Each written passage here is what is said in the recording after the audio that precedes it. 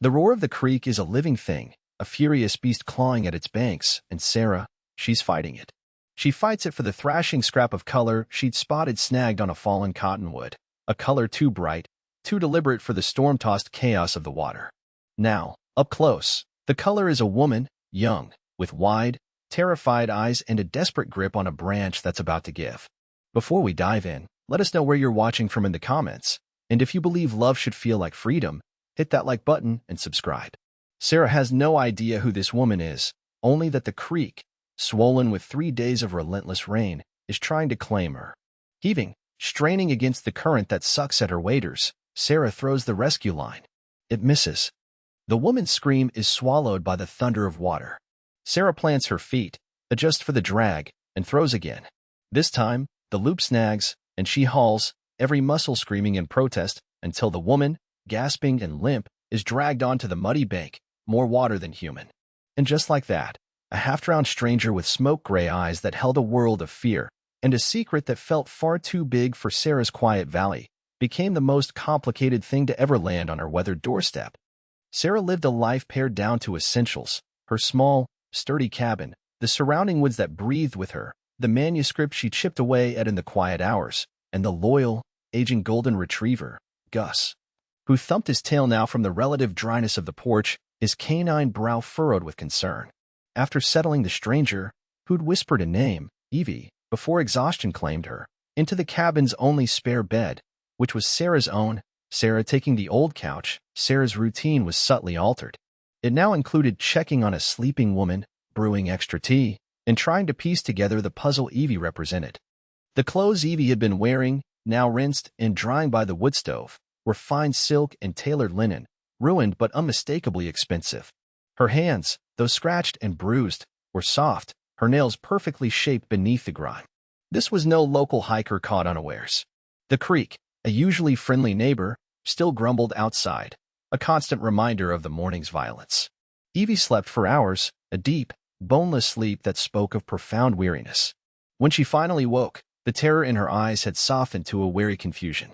She offered little about herself, her answers vague, her gaze often straying to the single dirt track that led to Sarah's cabin, as if expecting pursuit. Sarah didn't press. She understood the need for sanctuary, had carved her own out of this very wilderness. A few days later, Sarah was sorting through a stack of old newspapers for kindling when Evie, wrapped in one of Sarah's oversized flannel shirts, wandered into the kitchen. Evie's gaze snagged on a blurry, rain-smeared photograph on the front page of a week-old paper from the city. It was a picture of a smiling young woman at some gala, jewels glittering. The caption mentioned a missing heiress, Evelyn Vance, last seen. Evie's breath hitched. She snatched the paper, her knuckles white. Her face, already pale, lost another shade. She didn't say anything, just stared at it, her expression unreadable, before crumbling the paper and thrusting it deep into the kindling box, her back to Sarah. The silence that followed was thick with unspoken words. Sarah's cabin was nestled deep in a fold of the mountains, accessible only by that single, often treacherous, dirt road. The forest was a buffer, a shield. Inside, the air smelled of damp wood, drying herbs, and old books. Sunlight, when it broke through the canopy, painted shifting patterns on the wide plank floors.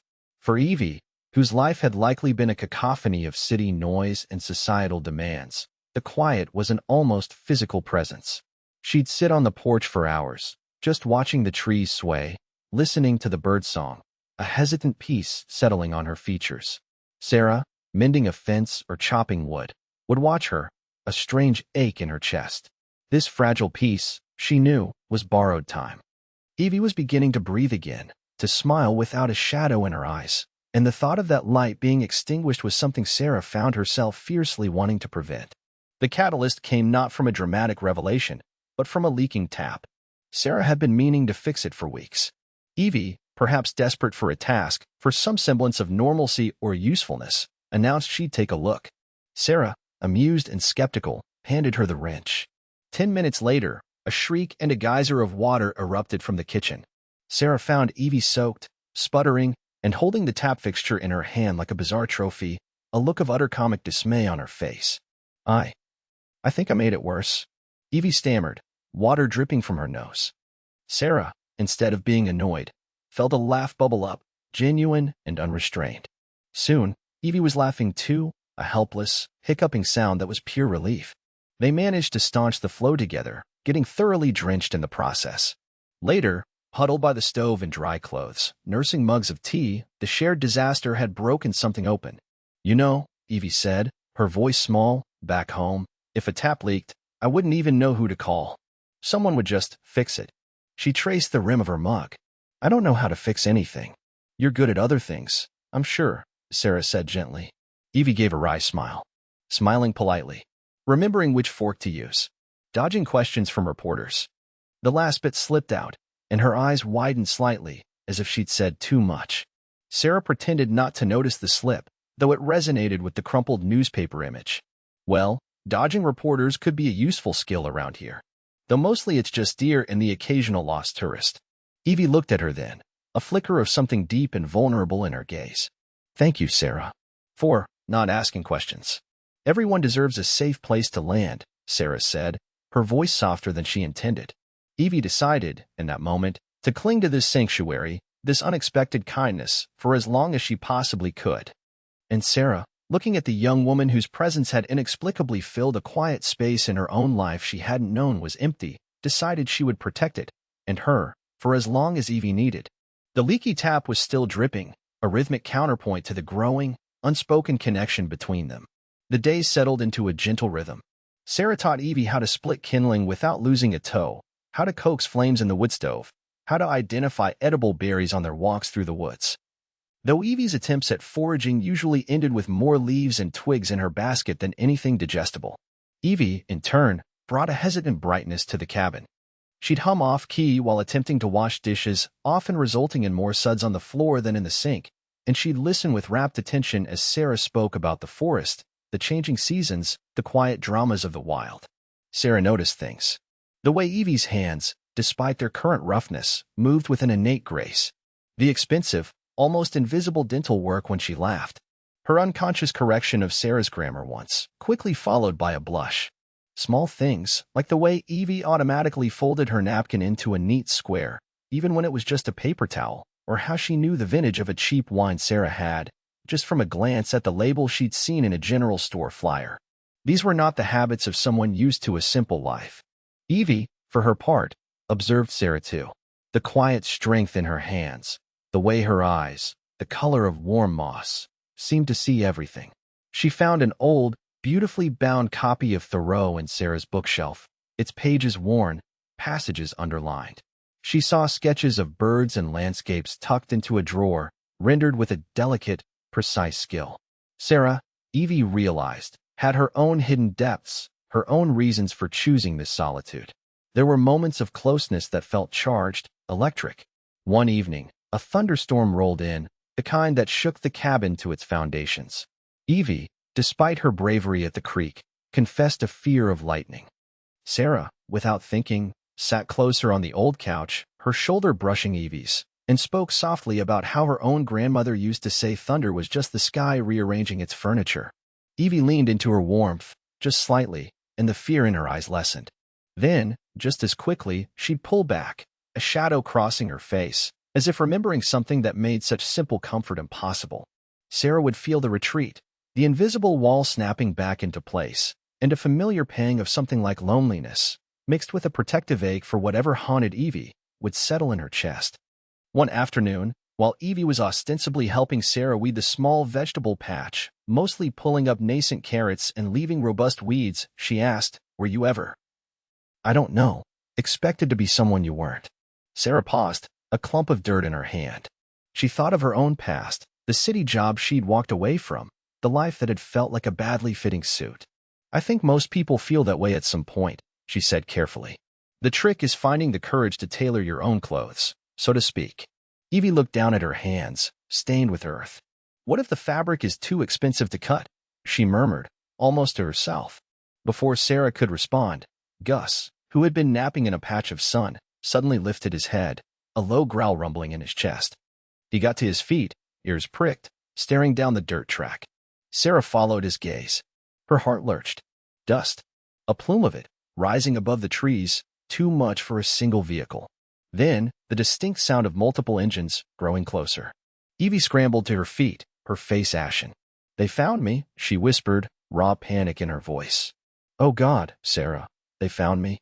Headlights, sharp and intrusive, sliced through the afternoon light, sweeping across the cabin, pinning them in their glare. 3 black SUVs, gleaming and ominous, pulled up before the porch, blocking the narrow track.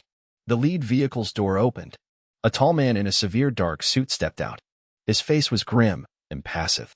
He looked from Evie, frozen in terror, to Sarah, who had instinctively moved to stand slightly in front of her. The fragile peace of the valley, the tentative sanctuary they had built, shattered like glass. The man's gaze, cold and assessing, rested on Evie. "Evelyn," he said, his voice devoid of warmth, carrying easily in the sudden, heavy silence. "It's time to come home." The name hung in the air, heavy and irrefutable. Evelyn. Not just Evie, the skittish, surprisingly funny woman who burned toast and was afraid of thunderstorms. Evelyn Vance, the name from the crumpled newspaper, the face from the society pages. Heiress. Missing. Found. Mr. Blackwood, for that's who he was, head of the Vance family's formidable security detail, didn't waste time on pleasantries. "Your father has been beside himself, Evelyn. The press has been difficult. We've managed to keep a lid on your precise whereabouts, but that won't last." His eyes flicked to Sarah, a dismissal in them that made her bristle. "We need to leave. Now." The other SUVs remained silent, their tinted windows reflecting the trees, dark eyes watching. 2 more men, equally somber and well-built, emerged from the second vehicle, flanking Blackwood. It was an invasion, quiet but absolute. Evie was trembling, her hand clutching Sarah's arm, her knuckles white. I can't," she whispered, her voice barely audible. "Evelyn, this isn't a request," Blackwood stated, his tone hardening. "There are arrangements. Your life is waiting for you. That's the problem, isn't it?" Evie's voice found a sliver of strength. "It's my life, but it's never felt like mine to live." Sarah felt the tremor in Evie's hand, the desperate plea in her eyes. She squeezed back, a silent message of support. Her own heart was a cold knot in her stomach. This was it. The idyllic bubble was bursting. What are her options? Sarah asked, her voice calm and steady, cutting through Blackwood's authoritative drone. Blackwood finally turned his full attention to Sarah, a flicker of annoyance in his expression. "Her options are to return with us to her family, miss." "That's not important," Sarah said. "What if she doesn't want to go back to the way things were?" "That," Blackwood said, with an air of finality, "is a family matter." "I'm not a child, Blackwood," Evie interjected, stepping forward slightly, though her fingers were still intertwined with Sarah's. "I won't be managed." The air crackled with tension. The forest, usually a comforting presence, felt like it was holding its breath. Evie looked from Blackwood's implacable face to Sarah's quiet, resolute one. The choice was stark, the gilded cage she'd fled, or this wild, uncertain freedom she'd tasted, a freedom that now had a face, a sanctuary, a hand to hold. The decision lay heavy upon her, the future of her life distilled into this one terrifying moment on a remote cabin porch. The porch became their reluctant stage, the headlights of the SUVs casting harsh, theatrical beams. The creek, still swollen from the rains, provided a distant, mournful soundtrack. Blackwood sighed, a sound of carefully managed impatience. "Evelyn, be reasonable. Your father has chartered a jet. It's waiting. Every day you're out here, the risks increase, for you, for the family's reputation." "My reputation?" Evie's laugh was brittle. "Or the Vance corporate image. Let's be honest, Blackwood. Which one truly keeps father awake at night?" Sarah felt a surge of pride at Evie's defiance, even as a cold dread seeped into her. This was a battle she couldn't fight for Evie. Not really. Evie had to choose her own ground. "She's been through an ordeal," Sarah said, her voice low but firm, addressing Blackwood but her eyes on Evie. "She was nearly swept away by the creek. She needs time, not pressure." Blackwood's gaze was unwavering. "Time is a luxury we no longer have. Her grandfather is also unwell. He's asking for her." Evie flinched.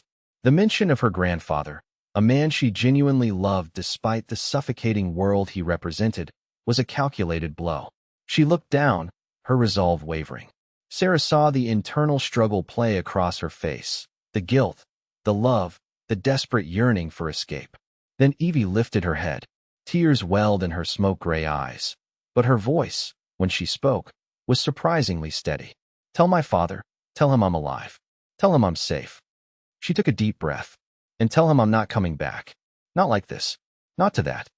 Blackwood's stony expression finally cracked, a flicker of disbelief crossing his features. Evelyn, you can't be serious. What are you going to do? Live in this? He gestured vaguely at the rustic cabin, the dense woods, his disdain palpable. Maybe, Evie said, a ghost of a smile touching her lips as she glanced at Sarah. Maybe I'll learn to fix a leaky tap.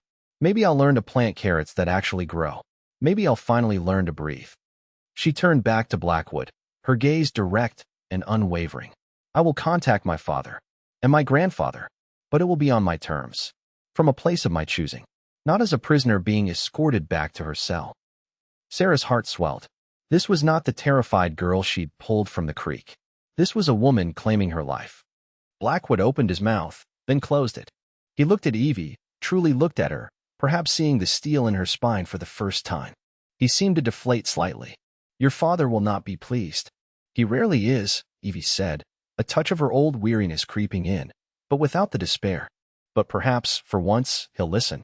There was a long silence, broken only by the chirping of crickets and the distant murmur of the creek.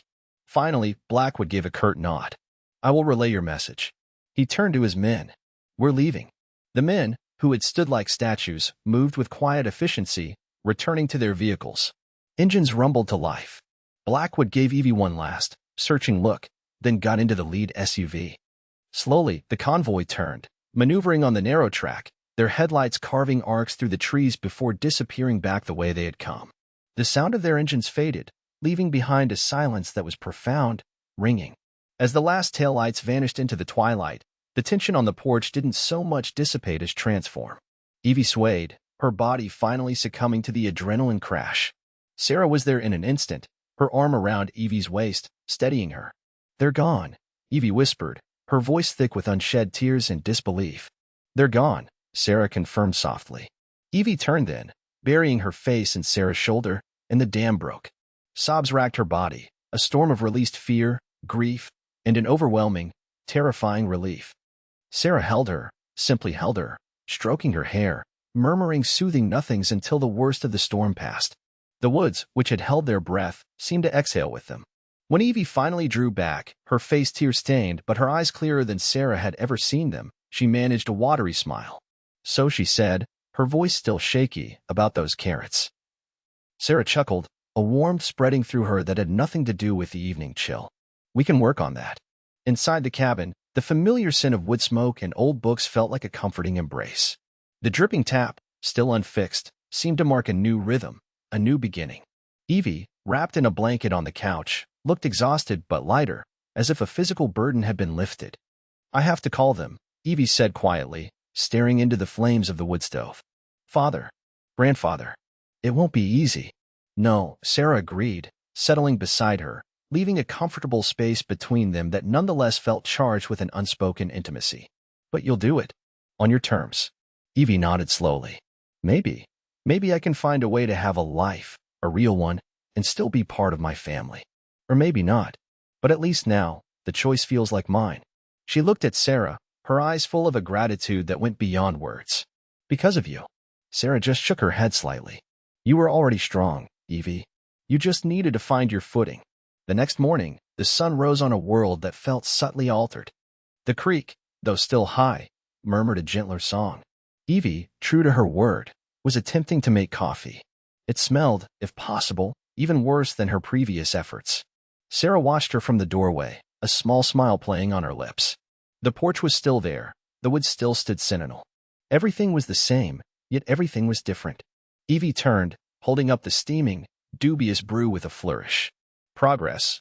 She asked, her eyes sparkling with a humor that was entirely new, entirely her own. Sarah walked over, took the mug, and sniffed. Definitely, an attempt. They stood together on the porch, sipping the awful coffee, looking out at the vast expanse of green. The future was a blank page, uncertain and a little daunting, but for the first time, Evie felt the thrill of holding the pen herself. And Sarah, standing beside her, felt a quiet joy, a sense of rightness that settled deep in her bones. The world outside might still be complicated, but here, in this small clearing, with this extraordinary woman, Everything felt wonderfully, beautifully simple. Their journey is just beginning, a path forged in courage and illuminated by a connection found in the most unexpected of rescues. Thanks for watching. If you believe in second chances and real love, give this story a like and subscribe for more.